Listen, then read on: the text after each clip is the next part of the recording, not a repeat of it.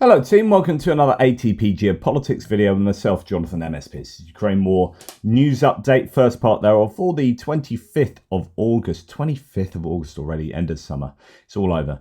25th of August 2024. Let's get straight to where we normally start. Ukrainian general staff figures for the Russian losses for the day before. All the usual caveats apply, of course. You can find them in the description to the video below. 1,190 personnel lost. It's where it's been for the last few days or so. Same with 5 tanks being lost.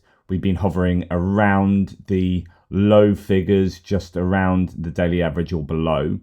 And 11 troop carrying AFVs is a low number there, below the daily average for those losses. 47 artillery systems is above double the daily average, and that's fairly consistently high.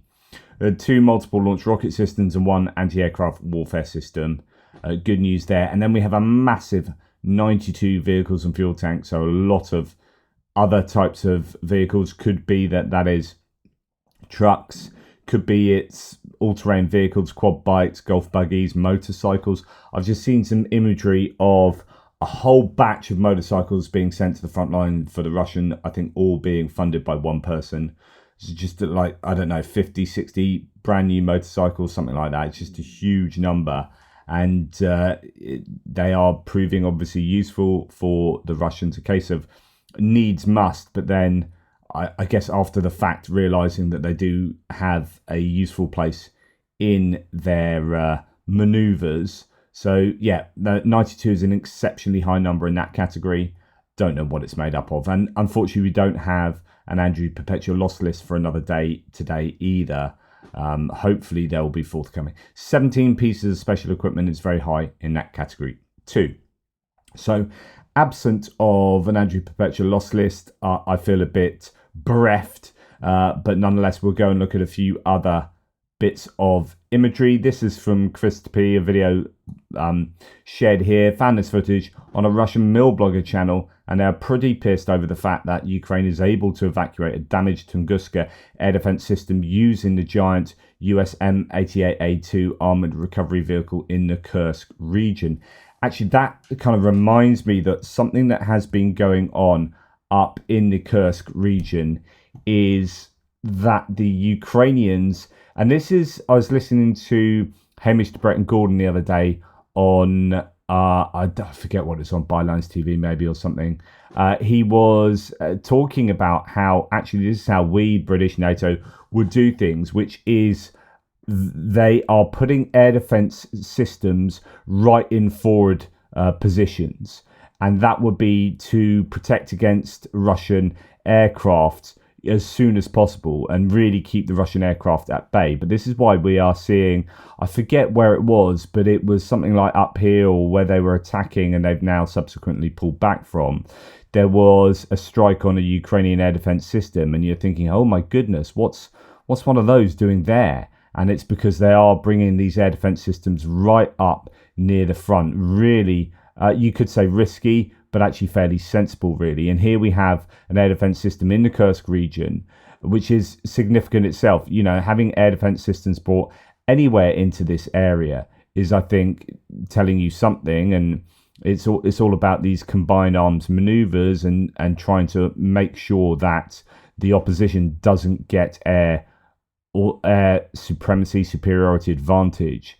I was listening to Justin Bronk on Ward Carroll, a brilliant interview again with him on Ward Carroll. I suggest you guys go and listen to that. Ward Carroll's I think he's a former pilot, bit of an air expert, and Justin Bronk is a bit of an air expert for the Royal United Services Institute. He talks about how one of the aims of the Ukrainians isn't to get air advantage themselves or air superiority themselves.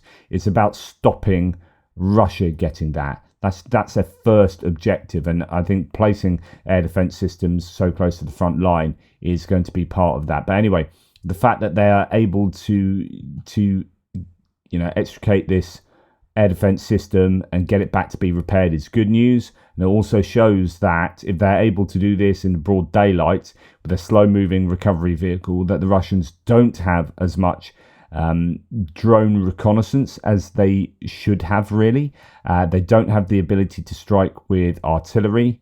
at these sorts of positions. So I think that something like that does tell you a lot, and it's really good to see recoveries taking place.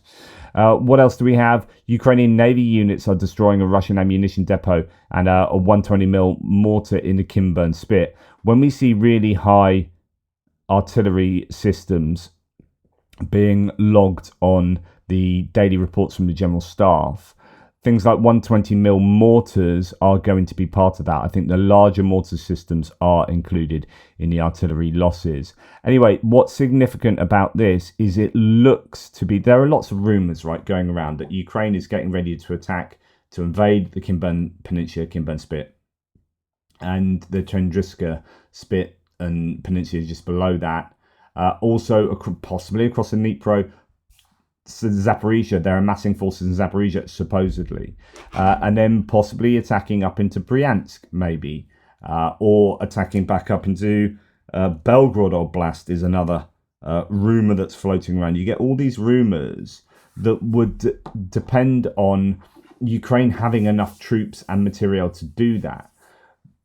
But you then start looking at other data points that might support such an approach. Now, I don't think they can do that. I think there's an awful lot of operational security, an awful lot of psyops going on to try and keep Russia guessing, and therefore think about how they apportion forces across the front line. If Russia don't know what's going on, then that is beneficial to Ukraine, and they keep forces in place down in Zaporizhia, down in Kherson, and up in Bryansk. And that stops them being taken to Kursk and to the eastern front lines as well. That's really useful. So there are lots of rumours going on. Are they true? I don't know. But you look at something like this and it looks like a shaping operation that you would do ahead of an attack into Kimburn. Now, the Ukrainians might not do that, and it keeps the Russians keeping their forces there. Or it could be because Ochakiv across the estuary from the Kimburn Peninsula is often hammered, and that's where the Marines train. It's often hammered by the Russians, and so they need to degrade the Russian forces here anyway. So lots of options there to discuss. Oh no, that's supposed to come later. There's not too much else to discuss in this section other than a military court building in Kazan has been firebombed. Locals say a boy and a girl broke the glass and threw a Molotov cocktail inside. Interested to see if there's any new uptick in such attacks, with criticism of the army and fears of mobilisation rising.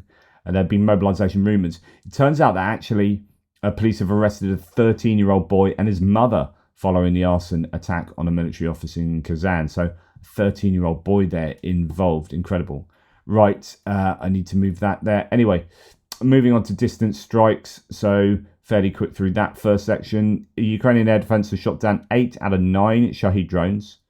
That they have not shot down any of the 6 Kh-59 or 69 missiles, or either of the single Iskander K or Iskander M. That one's a ballistic missile. So that's seemingly bad news that all 8 missiles were not intercepted. However, the claim is then from the General Staff, and I've seen this reported widely, that most of the missiles didn't reach their targets. So electronic warfare could be playing a part. Right, 2 missiles reportedly Kh-69, so 2 of those 6 that were not shot down struck Kharkiv.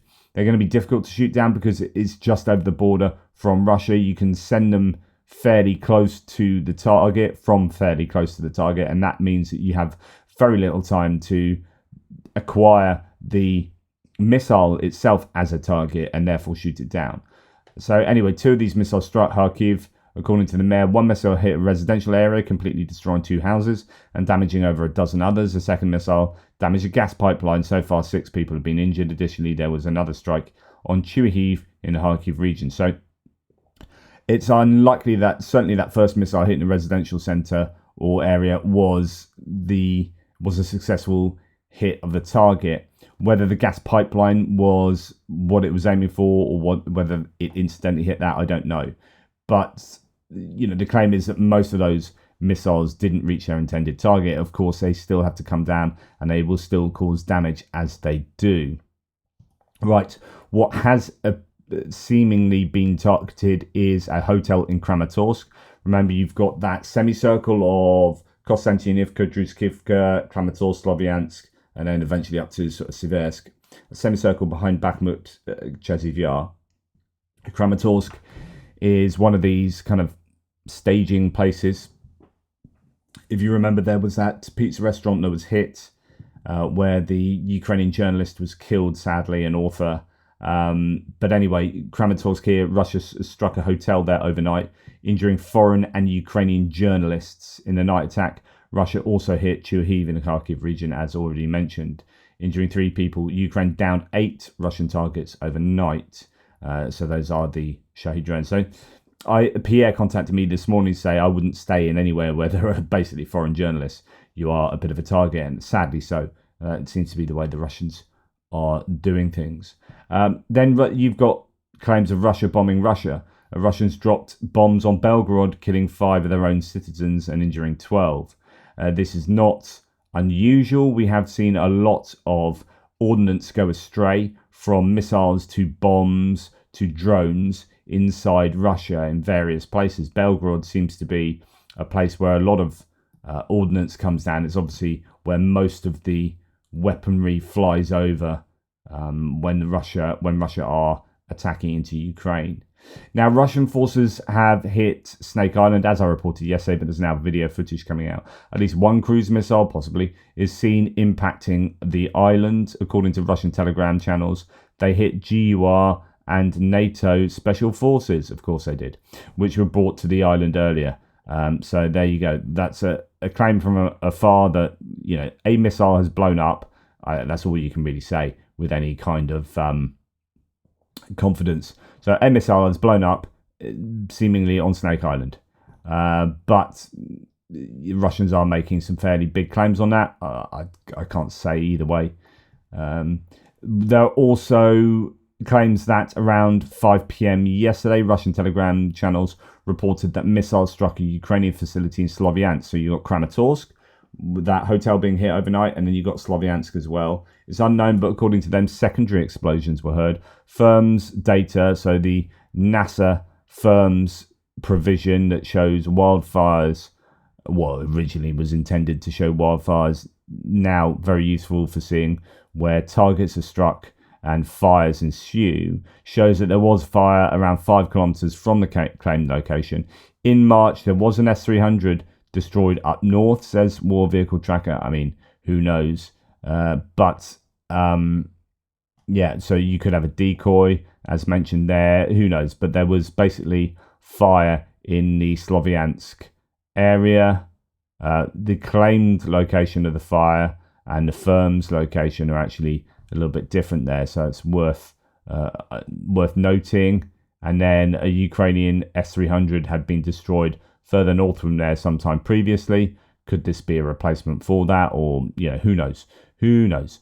Right, Russian channels write that a large group of jet drones, so we reported on a new drone being created yesterday that was announced on Independence Day by Zelensky.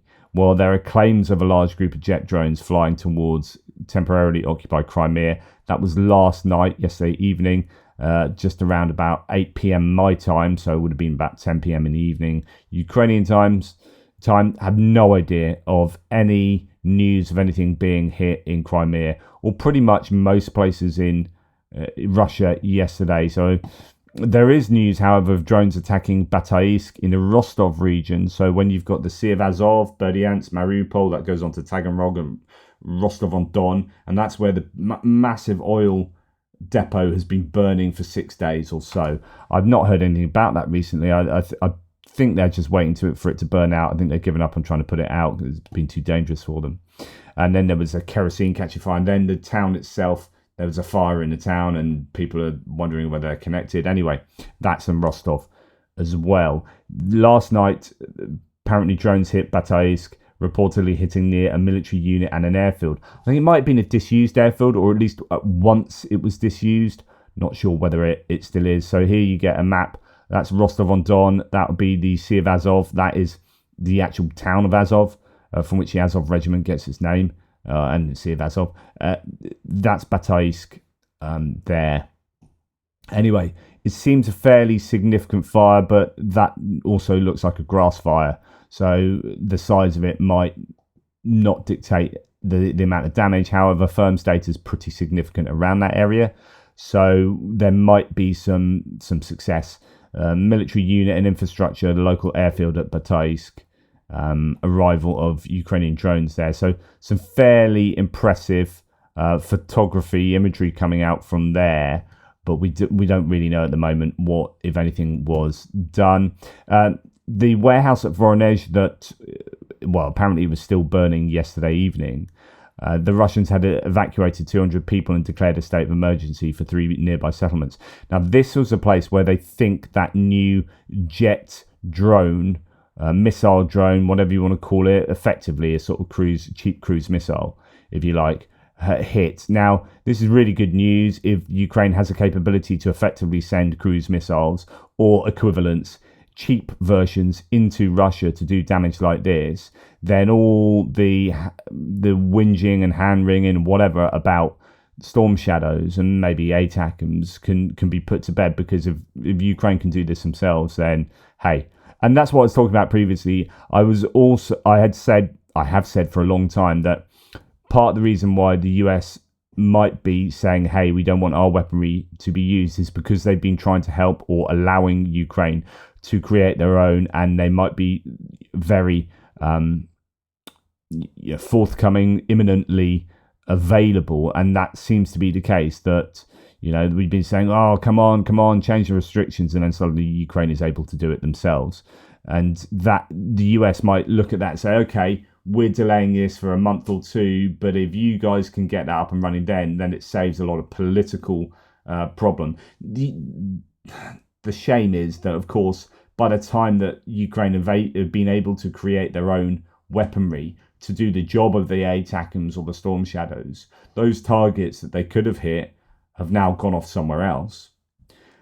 But then the question is, well, are these indigenous weapons able to hit those somewhere else's, right? So if the air bases that were hoping to be hit by ATACMS are within sort of 200 kilometers from the border, and then the Russians have gone, oh, right, they might send, at some point, the US might lift restrictions, so let's move those to 400 kilometers behind the border, and then the Ukrainians can't hit them, and they produce this thing that can go 1,000 kilometers, then you're back at the same place.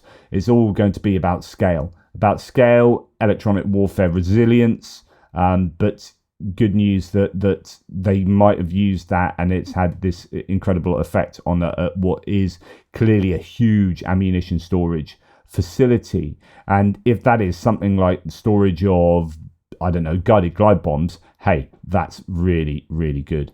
But I have no idea what it is. Right, there's a closed airport in the Russian city of Belgorod, so that's just north of Kharkiv Oblast. In fact, within shooting distance of the border. So Belgorod is a place where the Russians hide their air defense systems behind, and then pop inordinate amounts of lead into Kharkiv city, where they just hammer the city with air defense missiles. They then lost a bunch of air defense systems as they started attacking north of Kharkiv, because the US allowed Ukraine to use HIMARS in that area particularly. But now we are seeing an explosion occurring at a building in a command and control center, according to propaganda agencies. So the Russians claiming that the airport was hit by a drone. Airport employees were evacuated, and FSB bomb technicians were called to the scene. What else do we have? Zelensky's, so this is the Palyantsia rocket drone, whatever you want to call it, missile drone, for the first time. According to the president, the development of the missile took 1.5 years and is cheaper than its analogues. Palyantsia can reach 24 Russian airfields. So this is exactly what I was just talking about. Ukrainian missile is launched from the ground-based facility. So we'll see if anything comes about from that. Now, I've already talked about how a helicopter shot down a drone, a Shahed drone previously. and that helicopters are being used in an air defense role. Well, here's another pretty impressive bit of footage of a Russian helicopter flying alongside a Shahed drone. As you see it come into focus there, it's that thing in the middle. So they're just keeping abreast of that drone, and then they take it out with a machine gun from out the side of the helicopter, and then it kind of crashes down. It doesn't blow up in midair. It would be better, I guess, for that to be blown up in midair because that explosive then falls to the ground, essentially. So that's going down. But as you can see there, they're doing this over fields. And I wonder, I'm pretty sure that'll be part of their planning. Like you can only shoot it down, when you're not shooting this thing down over a city. So just be careful where you do that. I'm sure that's part of their training and whatnot. Okay, moving on to other bits and pieces. So the good news that 115 military personnel were released by the Russians in a prisoner exchange. Russians say they have exchanged their conscripts captured in the Kursk region.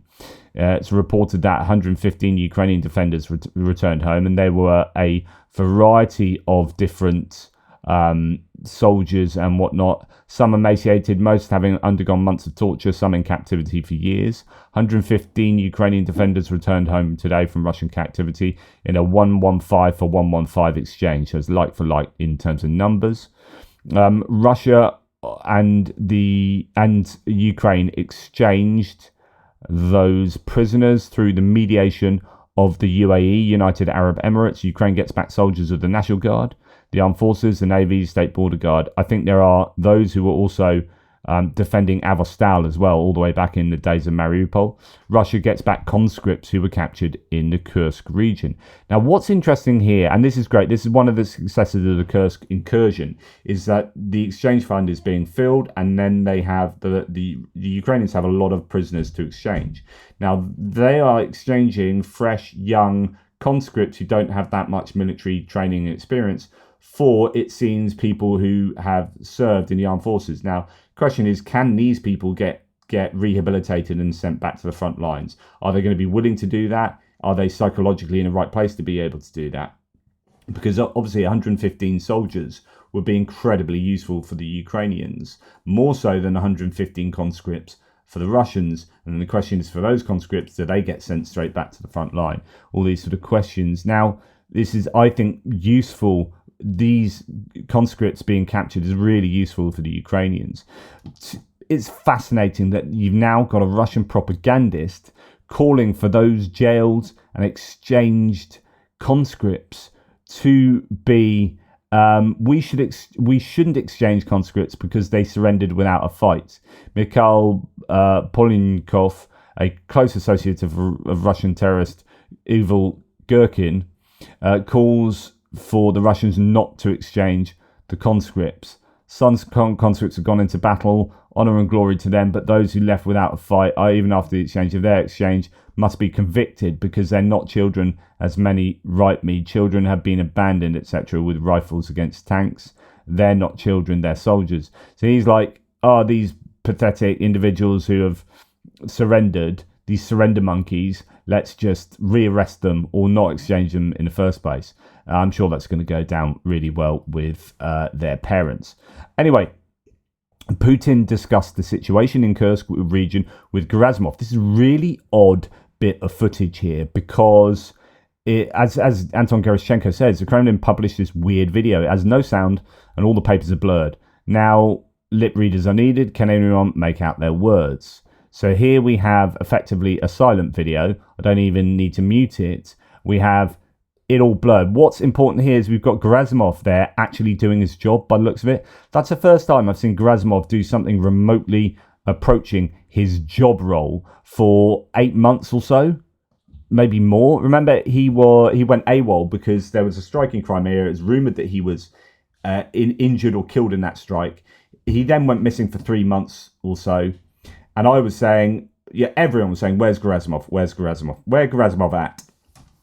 And I was saying the probability he's been killed is much higher than that he's not been killed or injured. And then he came back, but he wasn't the same. And we saw that footage of him and Shoigu at the voting booths during the presidential election. And Gerasimov was shuffling about, just didn't look very well. And every time we've seen him, he's either not been at stuff. So the recent meetings concerning the war, like he was not there. You're like, well, that's literally his job. He's a commander-in-chief of the armed forces for the war. And he's not at this war meeting. And you've got all these other people and Putin, and Gerasimov's not there. Wasn't even on video link. And then he wasn't taken to China for that meeting as well with them. That had all the other military people, but not Gerasimov. And he's just basically AWOL the whole time. And this is the first time we've seen him, but we're not able to hear him because they've blanked it all out, and we can't see any of they've blurred everything out, basically, apart from people's faces. So I don't know what's going on. There's something very dodgy going on with Gerasimov, and I'm not sure what the point of that video was. Don't know what the point of this video, like, why would you release that? Is it just to prove that Gerasimov is able to sit down at a table with Putin? Well, whoop-de-doo. Yeah, weird. Let me know what you think. Right, Russia most likely needs 15 to 20 brigades, that's at least 50,000 troops, to push Ukraine out of Kursk, and has nowhere near that number of forces there now, according to New York Times. There's now been a bit of a switcheroo with the narrative and the kind of rhetoric from mainstream media that actually saying Russia aren't that great, and there are all these red lines that have been crossed and nothing's happened. So, which is kind of great, because do you know what? We've been saying this for an awful long time. And the mainstream media, I think they just often peddle Russian narratives because they just don't have the time or the wherewithal to do proper journalism or get a proper handle on really what's going on. They have this very surface level. And, we're lucky enough that, or lucky, whatever. The situation is that I spend 12 hours a day looking at Ukraine war stuff, right? So when you've got a journalist who's working on Ukraine and doing this and working on that and being, right, you need to go and write an article on this, go and do that. They are just looking around at other summary sources. They're not doing the sort of stuff that we do, which is immersing ourselves all day, every day in this. And so, with all due respect, we will know much more about Ukraine than a journalist writing on Ukraine. Just guaranteed. We'll know. They will have contacts, and there will be certain things they'll know that we won't know, of course. But in a general sense, we are totally immersed in it, and they probably aren't. And so that kind of can explain sometimes why they will give more surface level, or just taking in what is a bubbling narrative somewhere. But it might be that's the narrative provided by Russia. They'll take that on, then they'll spread it in their accounts. And it's really frustrating. Well, what's good here is you can't get away from the fact that Russia have been embarrassed, and the Kursk incursion has been a large success at the moment. The question is, where you go now. So good to see mainstream media changing a little bit there. $10 German source says, what I've been saying for a long time is slowly appearing on the main pages of the news sites around the globe. The Ukrainian Kursk operation removed all the Potemkin covers of Russian threats and exposed Russian red lines as the hollow shell they've always been. And this is exactly what I was talking about. Washington Post here has an article, Ukraine keeps crossing Russia's red lines, Putin keeps blinking. Ukraine's punch through Russia's defences in the first foreign invasion since World War II has laid bare Moscow's apparently illusory red lines. About time that you are admitting this much more openly. Quote, if Russia's territorial integrity were threatened, this is Putin, we will certainly use all the means at our disposal to protect Russia and our people. Is not a bluff. The citizens of Russia can be sure that the territorial integrity of our motherland, our independence and freedom will be ensured.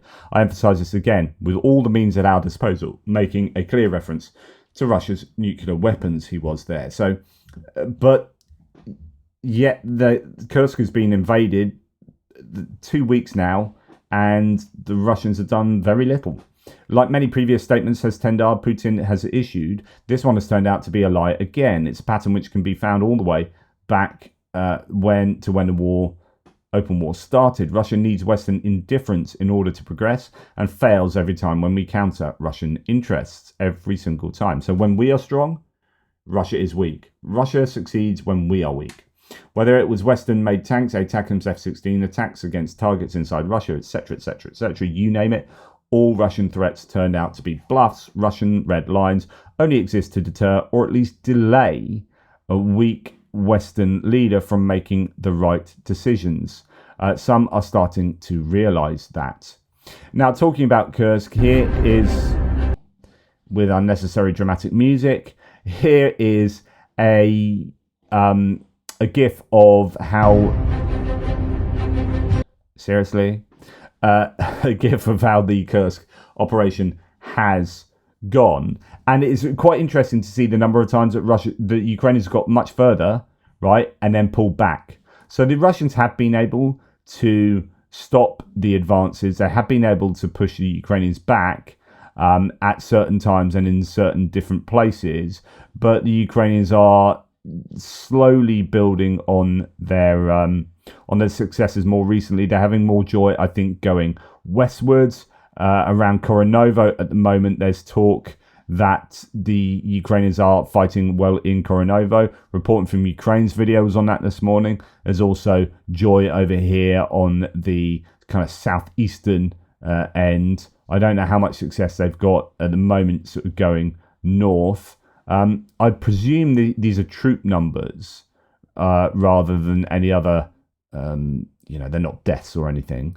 So anyway, I don't know how they work that out. It just seems to be a constant counter going up consistently. So a bit bizarre. But anyway, ignoring that, geographically, it's quite interesting to see this. But note how there was a long period of not a lot happening, and now it appears that maybe a bit of pace has been picked up in some of these areas.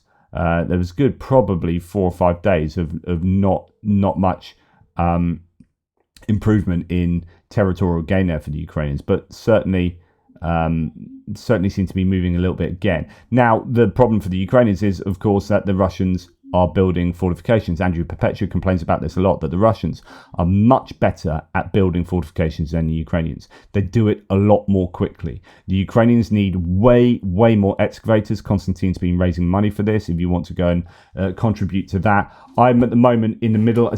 We've had a breakthrough. There's communication going on for the NAFO truck that I want to raise money for. And I'm sorry it's just taken so long, but it's just, I have not been able to devote enough time to it.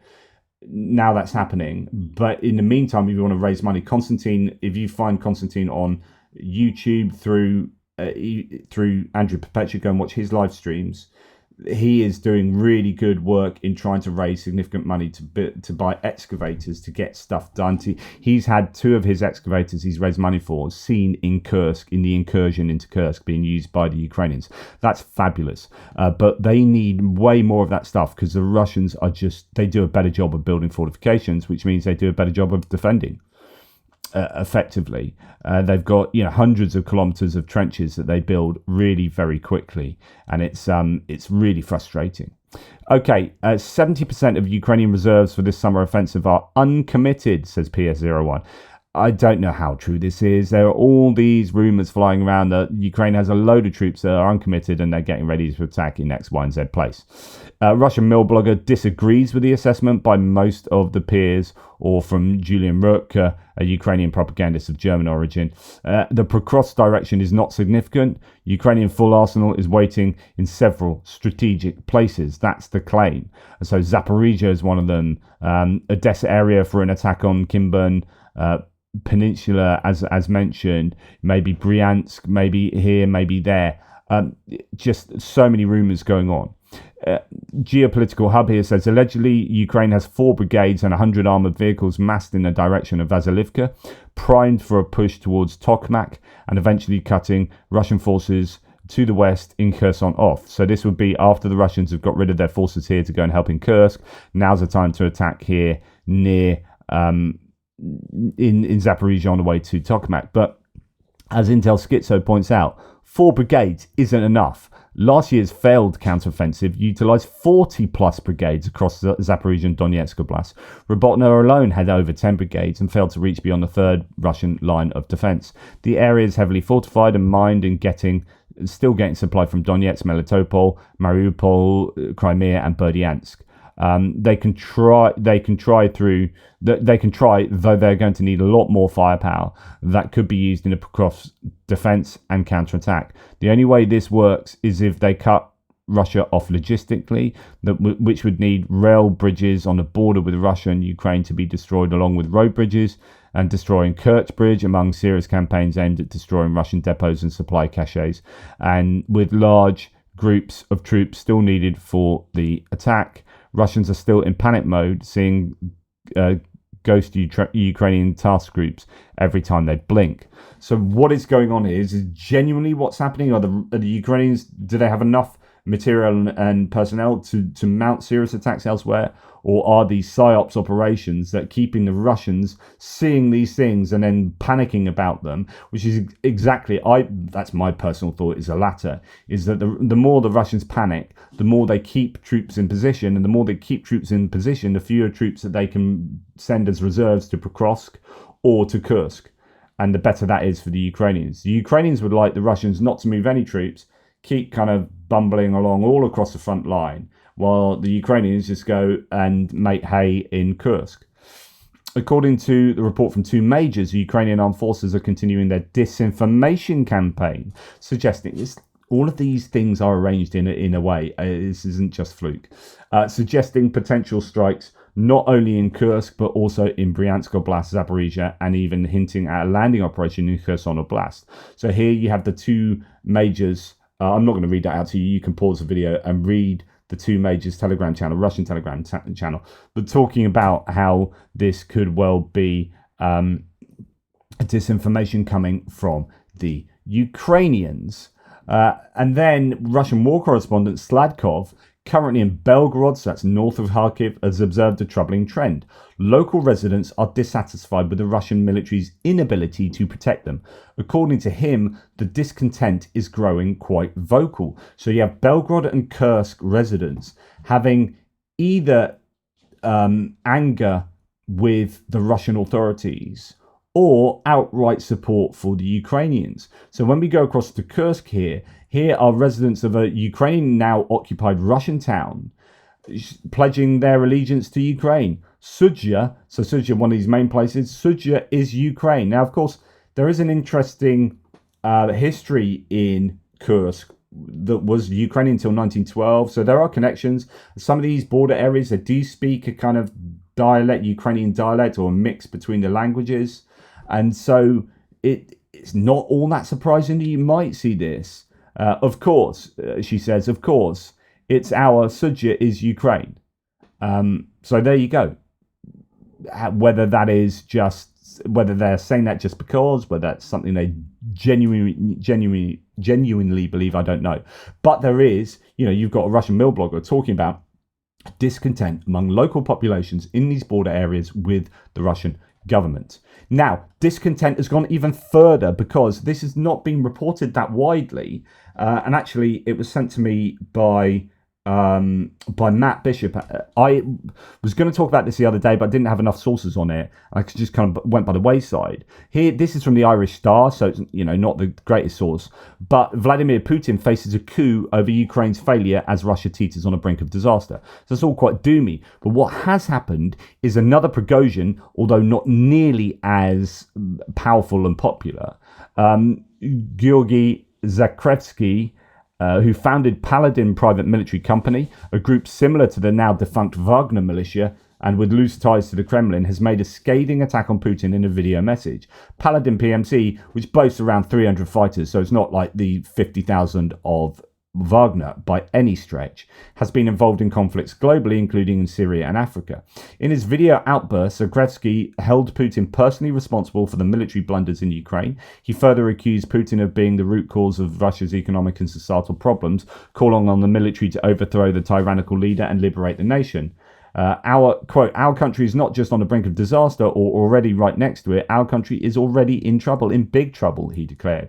Drones are flying all over central Russia, right up to Moscow and St. Petersburg. They even attacked the Kremlin. Our Black Sea Fleet is being pushed out. It's being pushed out as if we are not a great power with a great fleet by some third-rate country. I mean, this is all true, right? Our aviation is practically not working because it's also being pushed out. We are standing in the same positions that we took more than 2 years ago, and partly in those to which we retreated. The population is dying out, becoming impoverished, drinking itself to death. No one cares. All they have time to do is bring in migrants, and all this was done by the so-called president, the great, scare quotes, Putin, scare quotes, president, scare quotes, the great Putin.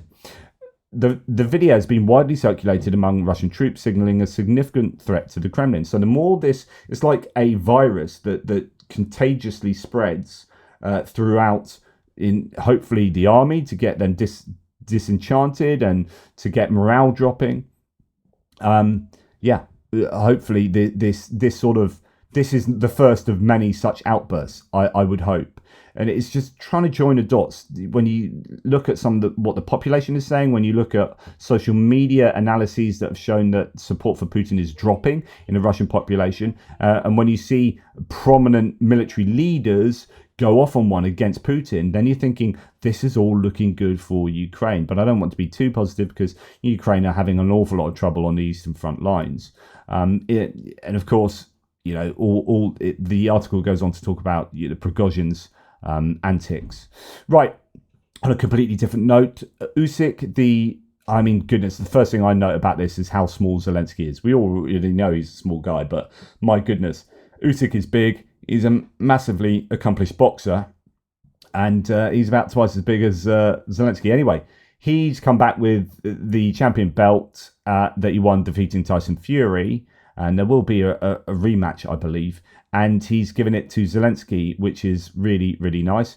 As Ukraine Battle Map says, Usyk is one of the best boxers in the history of the world.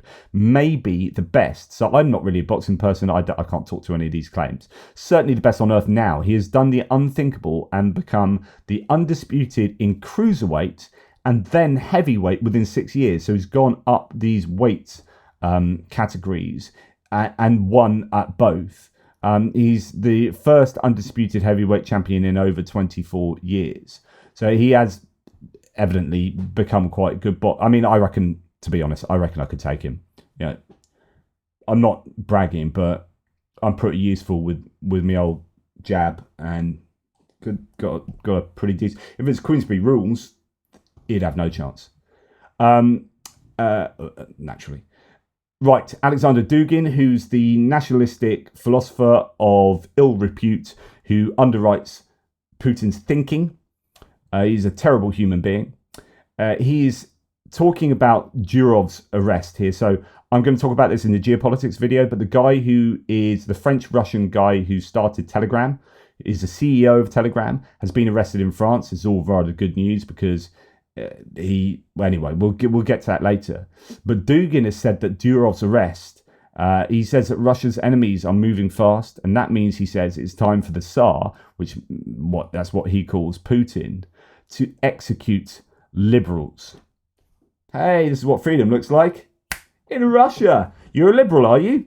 We're going to execute you. Why? Because our main thinker said that was a good idea. So Alexander Dugin, that's I guess reflecting how things are going in Russia at the moment. Anyway, that's enough from me babbling on. Take care, guys. Speak to you soon. Toodle pips.